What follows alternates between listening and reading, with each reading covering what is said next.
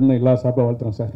Thank you Meenakshi sir, thank you sir. அப்புறம் நிறைய படத்தில் நீங்கள் சிம்ரன் கூட வந்து ஜோடியாக நடிச்சிங்க. அவ்வளவு வெற்றி படங்கள், பாடல்கள் அவ்வளோ நல்லாயிருக்கும். இந்த படத்தில் உங்களுக்கு சிம்ரன் ஜோடி இல்லை அப்படின்னாங்க. ஆனால் ப்ரமோ சாங்கில் மட்டும் 2 பேரும் டான்ஸ் ஆடுறதுக்கு கொஞ்ச நாளைக்கு அப்புறம், இடைவேளைக்கு அப்புறம் சிம்ரன் கூட நடித்த அந்த கெமிஸ்ட்ரி எப்படி இருந்தது கொஞ்சம் சொல்லுங்கள். கெமிஸ்ட்ரி வந்து கெமிஸ்ட்ரி மாதிரி இருந்தது. அந்த வார்த்தையை இன்வென்ட் பண்ணது அந்த ஜோடி நம்பர் 1 ஜட்ஜ்மெண்ட் பண்ணும்போது அந்த வார்த்தையை கண்டுபிடிச்சேன். பட் கெமிஸ்ட்ரி வந்து எஸ், ஒரு H2O with some C carbon 6 with some sulfuric acid and a little bit of carbon and nitric. Okay, nitric சேர்த்துக்கலாம். So the chemistry was really nice. And Simran இந்த படத்தில் என் கூட ஜோடியா இல்லையான்னு சொல்லிட்டு எனக்கு தெரியாது. அது நம்ம படம் பார்த்துக்கலாம். பட் சாங்கில் டான்ஸ் ஆன காரணம் வந்து அது சாங்லேயே ஒரு ட்விஸ்ட் இருக்குது. ஸோ பார்க்கும்போது விஷுவல் வரும்போது உங்களுக்கு எல்லாம் you will understand. So thank you so much sir. Prashanth sir வாழ்த்துக்கள். 50வது படத்துக்கு வாழ்த்துக்கள். தேங்க்யூ கவிதா. பியானிஸ்டாக ஒரு பிளைண்டாக நடிக்கும்போது அதுக்கு எப்படி இருந்துச்சு, அதோட எக்ஸ்பீரியன்ஸ் பற்றி சொல்லுங்கள். இதுக்கு முன்னாடி எதுவும் ட்ரெயின் எடுத்துட்டிங்களா இந்த கேரக்டருக்காக? ஒரு பிளைண்டாக நடிக்கும் போது வந்து இந்த மேபி க்ளோசிங் ஐஸ் கொஞ்சம் ஈஸியாக இருந்திருக்கும். பட் கண்ணை திறந்துக்கிட்டே but same time I have to make you believe that I'm பிளைண்டுன்னு வந்து it was like a process தான். அண்ட் பட் என் கூட நடித்த நடிகர்களும் சரி எல்லாருமே so they made it very easy for me. முக்கியமாக என்னோட டேரக்டர், அவர் the way he extracted the work out of me. I think all the credit goes to my director. Sir Prashanth sir உங்கள் அப்பா உங்களுக்கு வில்லனா எப்போ நடிக்க போகிறாங்க? வில்லனான்னு நான் நிறுத்தினேன். ஆக்சுவலாக பல பேர் சார் அதுக்கு விளக்கம் கொடுத்தாங்க நிறைய யூடியூப் இதிலெல்லாம். ஆனால் உங்களோட வாழ்க்கையில் தந்தை சொல் மிக்க மந்திரம் இல்லைன்னு வாழ்ந்துட்டு இருக்கிறவர் நீங்கள். உங்களோட வெற்றிக்கு அவர் தான் காரணம். ஒரு மனுஷன் வந்து 10 வருஷம் 15 வருஷம் ஹீரோவாகவே இருக்கிறதுங்கிறது சாதாரண விஷயம் இல்லை. அதுக்கு பேக் போன் சார் தான். ஆனால் இது தெரியாமல் பல பேர் பல விஷயங்கள் பேசுகிறாங்க. அதுக்கு சார் விளக்கம் கொடுத்துட்டாரு. இப்போ உங்கள் விளக்கம் வேணும் எங்களுக்கு. இல்லை, நீங்கள் கேட்ட கேள்விக்கு வந்து இப்போது நான் அவர் சேர்ந்து நடித்தேன்னா 2 ஃப்ரெண்ட்ஸை தான் நடிப்போம். 2 ஃப்ரெண்ட்ஸ் நடிப்போம், 2 ஹீரோஸ் நாங்கள் 2 பேரும். ஸோ ஹீரோ தான் அந்த மல்டி ஸ்டார் தான் நடிப்போம் தவிர்த்து வில்லனை வந்து சான்ஸே கிடையாது. ஏன்னா அவர் ட்ரை பண்ணாலும் வில்லன் இருக்க முடியாது அவரால். அதனால் ஸோ நான் அவர் சேர்ந்து நடித்தா கண்டிப்பாக ஒரு ஆக்ஷன் பேக்ட் ஒரு 2 ஹீரோ சப்ஜெக்டாக இருக்கும். பிரசாந்த் சார் சார் இங்கே sir Prashanth sir one second sir. Okay.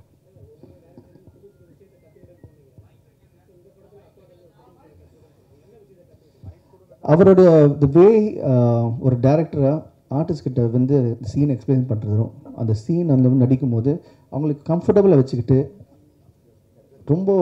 ரொம்ப எக்ஸ்பிளைன்லாம் பண்ணாமல் தி வே எக்ஸ்பிளைன்ஸ் அது வே அவங்க ஆர்டிஸ்ட் கிட்ட என்ன சொன்னால் அவருக்கு என்ன வேணுமோ அது எப்படி எடுக்க முடியும்னு சொல்லிட்டு நான் அதை தூரத்துலேருந்து பார்த்துட்டே இருப்பேன்.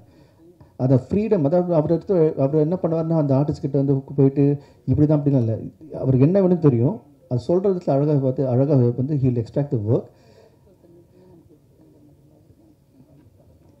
இதுக்கு சேச்சி அழகாக சொல்கிறாங்க, மற்ற டேரக்டர்ஸ் அவ்வளோவா எக்ஸ்பிளைன் பண்ணது இல்லையா?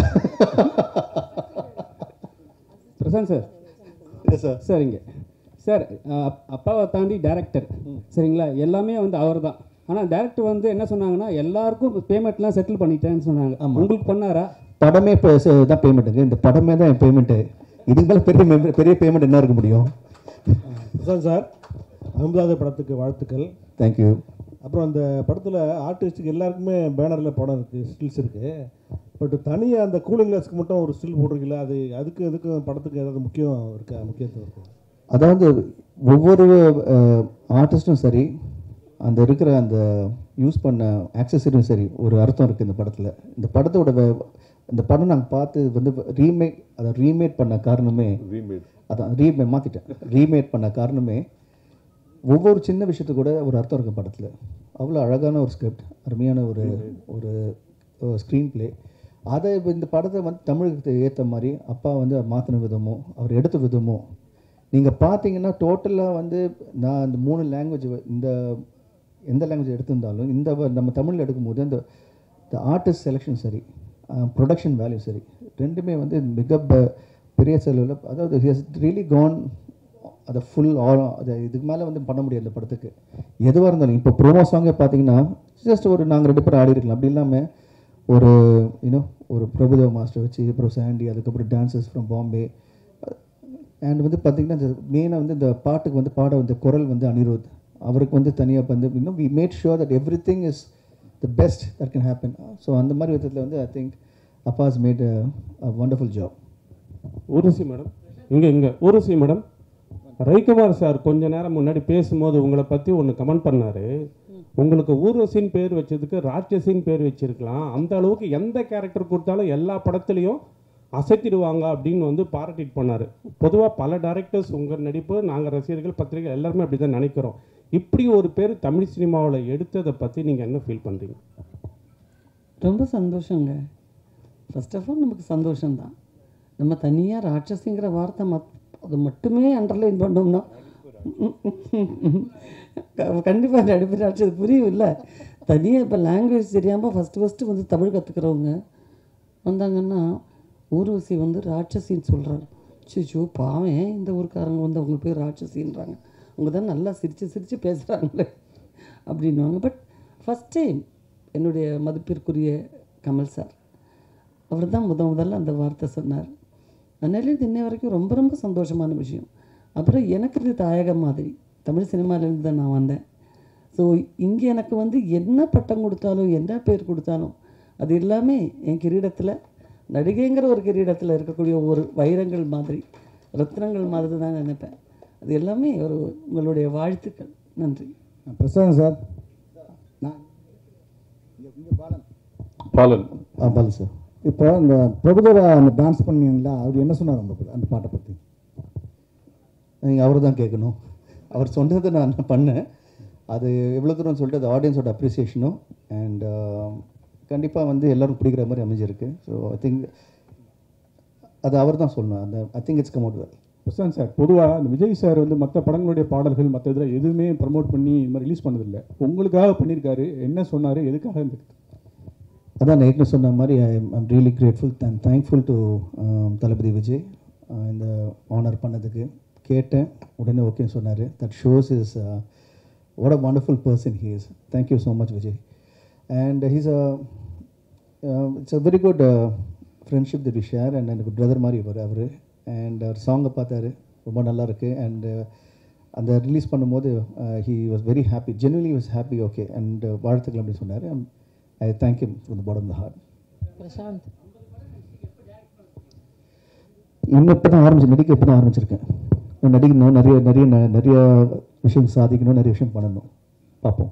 பிரசாந்த் இங்கே வாழ்த்துக்கள் 50th ஃபிலிம்க்கு. Thank you. It's all the more special அப்பாவோட டைரக்ஷனில் பண்ணுறது.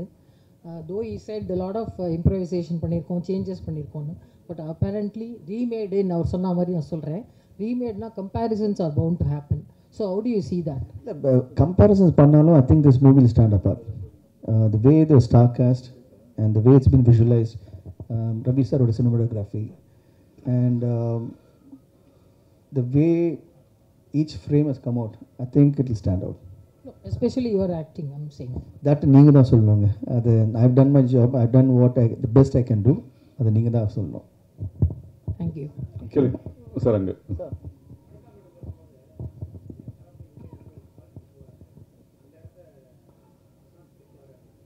நன்றி, வணக்கம். தியாகராஜன் சார். சார் சார் இங்கே தியாகராஜன் சார் உங்களுக்கு. சார், இப்போ வந்து பிரசாந்த் சார் வந்து நடிக்கும் போது தமிழ் படத்தில் நடித்தாங்க. அதில் வந்து ஊர்வசி மேடம் இருந்தாங்க, சிம்ரன் மேடம் இருந்தாங்க. அப்புறம் பார்த்து நட்சத்திரத்தில் வந்து சிம்ரன் மேடம் இருந்தாங்க. ஸோ அவங்க அந்த படம்லாம் வந்து ஹிட்டு கொடுத்துட்டாங்க. ஸோ இவங்களாம் இருந்தால் வந்து இன்னும் பிரசாந்த் சார் கொஞ்சம் பூஸ்டாக இருக்குன்னு சொல்லிட்டு இந்த கேரக்டர்லாம் உள்ளே வச்சிங்களா, இல்லை வந்து நீங்கள் நார்மலாகவே செலக்ட் பண்ணி பண்ணீங்களா? இப்போது நம்ம ஒரு படம் ரீமேடுக்கு வாங்கும்போது இப்போ அதில் வந்து என்ன பெட்டர்மெண்ட் பண்ணலாம், இப்போ ஒரு அதில் ஒரு ஆர்டிஸ்ட் பண்ணியிருந்தாங்கன்னா இதை எப்படி வேறு ஒரு ஆர்டிஸ்ட் இந்த கேரக்டர் வந்து அதில் அது பெருசாக பண்ணி அதை கொண்டாட முடியுங்கிற யோசனை பண்ணும்போது ஒரு கேரக்டருக்குமே பெஸ்ட்டாக செலக்ட் பண்ணியிருக்கோம். இப்போ ஊர்வசி பண்ண கேரக்டர் வேறு யாராலையுமே சத்தியமாக பண்ண முடியாது. நீங்கள் படம் பார்க்கும்போது தெரியும். அவர் சொன்ன மாதிரி நடிப்பு ராட்சசி தான். அது அந்த சீனை உள்வாங்கி பண்ணுற. அதே மாதிரி சின்ன கேரக்டர் பூவையார், அந்த பையன் கலக்கிட்டு போயிருப்பான். ஆதேஷ் பாலா, அப்புறம் இதில் நடித்த கிரண், இது மாதிரி நிறைய கேரக்டர்ஸ் இதில் பண்ணியிருக்காங்க. விஜேந்திரன் ஒருத்தர், ஒரு சின்ன கேரக்டராக இருந்தால் கூட அதை வந்து பிரமாதமாக பண்ணியிருப்பாங்க. இப்போ இந்த கேரக்டருக்கு வந்து சிம்ரன் பண்ணால் நல்லாயிருக்கும்னு நினச்சது வந்து, இதுக்கு முதல்ல ஒரு டைரக்டர் இருந்தார். அவர் வந்து ஒரு இங்கிலீஷ் ஆர்டிஸ்ட் வேணும்னு கேட்டால் அந்த இங்கிலீஷ் ஆர்டிஸ்ட் கூட பேசிட்டோம். ஆனால் என் மைண்டில் வந்து அது இந்த கேரக்டர் வந்து பர்ஃபார்ம் பண்ணக்கூடிய ஒரு ஆர்டிஸ்ட் வேணும், அது கொஞ்சம் எக்ஸ்ட்ராவாக பண்ணக்கூடிய ஆர்டிஸ்ட் வேணும்னு நினைக்கும்போது சிம்ரன் என் மைண்டில் வந்து நான் பேசினேன். அது படம் பார்த்துச்சு, உடனே பண்ணுறேன்னு வந்து பண்ண ஆரம்பிச்சிது.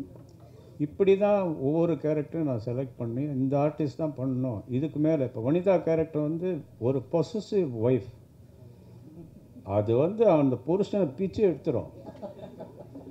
அது வந்து உங்களில் பல பேருக்கு அனுபவப்பட்டிருப்பீங்க.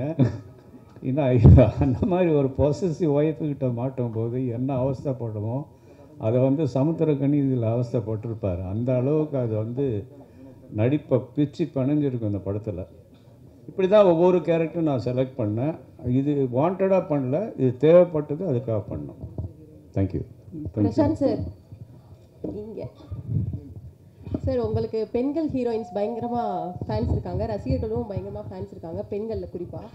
இதில் நீங்கள் 50 ஃபிலிம்ஸ் நடிச்சிட்டீங்க. ஸோ உங்களுக்கு எந்த ஹீரோயின் ரொம்ப பிடிக்கும்? இல்லை, இப்போ ஹீரோயின்ஸ் கிடையாது, ஃப்ரெண்ட்ஸ் எல்லாருமே. ஃப்ரெண்ட்ஸ் இருக்கும்போது நீங்கள் ஃப்ரெண்ட்ஸை பிரித்து பார்க்க முடியாது. ஸோ எல்லா ஃப்ரெண்ட்ஸும் எனக்கு பிடிக்கும். ஒன்றா பிரியா? வேறு ஏதாவது கொஸ்டின்? இல்லை இல்லை, she is seriously, I've worked with a lot of people, but Simran was a very good friend of mine and she's been an absolute a wonderful co-star. And Priya on the side பார்த்தீங்கன்னா very என்ன சொல்கிறது உங்களுக்கு வந்து she's a kind of you can sounding board மாதிரி ஏதோ ஒரு idea வேணும் பேசணும்னா she'll give 10 different versions and she's always been supportive of me and Appa and very right from the movie it started. அவங்க சொன்னாங்க படம் ஆரம்பிக்கும் போது அவங்க castingல இல்லை, end of the day வந்து we wanted her to be a part of the team and we wanted to be the part of the movie. So the way she supported the movie, the way எல்லாருமே every actor who supported the movie, it's been brilliant and I'm really thankful to God for giving me such a wonderful actors to be a part of this film. Sir, Aishwarya Rai கூட வந்து உங்களுக்கு ஒரு நல்ல friendship இருக்கு, ஜீன்ஸ்ல ஆரம்பிச்சு.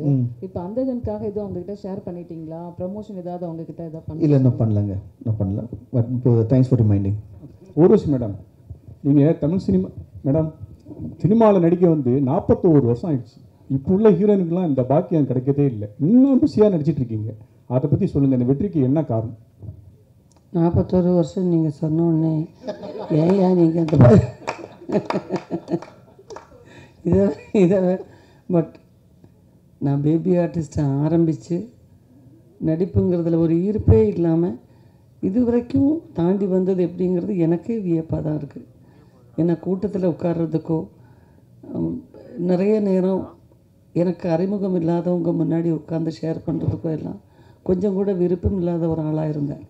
But cinema என்ன ரொம்பவே மாற்றிடுச்சு, நிறைய மாற்றிடுச்சு. எனக்கு சினிமா எனக்கு ஒரு பெண்ணுங்கிற முறையில் சுதந்திரம் கொடுத்துச்சு, வருமானம் கொடுத்துச்சு, அன்பும் பாசமும் பண்பும் சொல்லி கொடுத்துச்சு, இன்றைக்கி புகழும் கொடுத்தது. ஸோ இந்த தருணத்தில் நான் புரிஞ்சுக்கிட்டேன், சினிமாவுக்கு யாருமே தேவையில்லை, சினிமாவை நமக்கு தான் தேவை. ஸோ தலை வணங்கி இருக்கிற வரைக்கும் நாம் நல்லா இருப்போம். நன்றி. அடுத்ததாக சினிமா பத்திரிகையாளர், தமிழ் திரைப்பட பத்திரிகையாளர் சங்கம் சார்பில் கவிதா மற்றும் கோடங்கி அவர்கள், டாப் ஸ்டார் பிரசாந்த் அவர்களின்